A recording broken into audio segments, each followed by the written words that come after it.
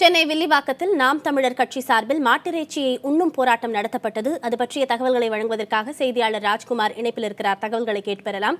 ராஜ்குமார், வில்லிவாக்கத்தில் முன்னெடுக்கப்பட்ட போராட்டத்தின் விவரங்களை சொல்லுங்க.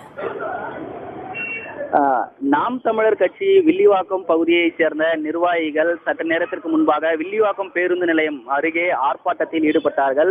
மத்திய அரசு சில நாட்களுக்கு முன்பாக கொண்டு வந்த மிருகவதை தடுப்பு விதிகள் 2017 என்ற அறிவிக்கை மூலமாக மாட்டிறைச்சிக்கு தடை கொண்டு வந்திருக்கார்கள். இதற்கு பல்வேறு தரப்பினரும் எதிர்ப்பு தெரிவிக்கக்கூடிய நிலையில் இன்று நாம் தமிழர் கட்சியினர் வில்லிவாக்கம் பேருந்து நிலையம் அருகே இந்த முடிவுக்கு மத்திய அரசு கொண்டு வந்திருக்கூடிய இந்த முடிவுக்கு எதிர்ப்பு தெரிவித்தும் மாட்டுக்கறி உண்ணும் போராட்டத்தில் அவர்கள் ஈடுபட்டார்கள்.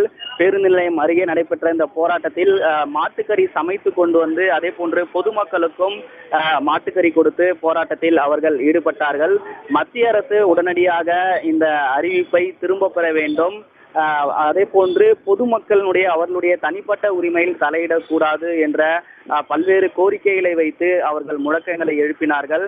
அதே போன்று இங்கு பேருந்து நிலையம் அருகே இருக்கக்கூடிய அம்பேத்கர் சிலைக்கு மாலை அணிவித்து தொடர்ந்து முழக்கங்களை எழுப்பினார்கள்.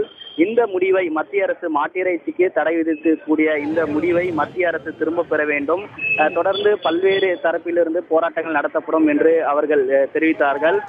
பெண்களும் இணைந்து நடைபெற்ற இந்த போராட்டத்திற்கு காவல்துறையினர் பாதுகாப்பு பணியில் ஈடுபட்டிருந்தார்கள். பின்னர் இந்த போராட்டத்தில் ஈடுபட்ட 50க்கும் மேற்பட்டவரை காவல்துறையினர் இந்த இடத்திலிருந்து ஆர்ப்பாட்டத்தில் ஈடுபட்டவர்களை கைது செய்திருக்கிறார்.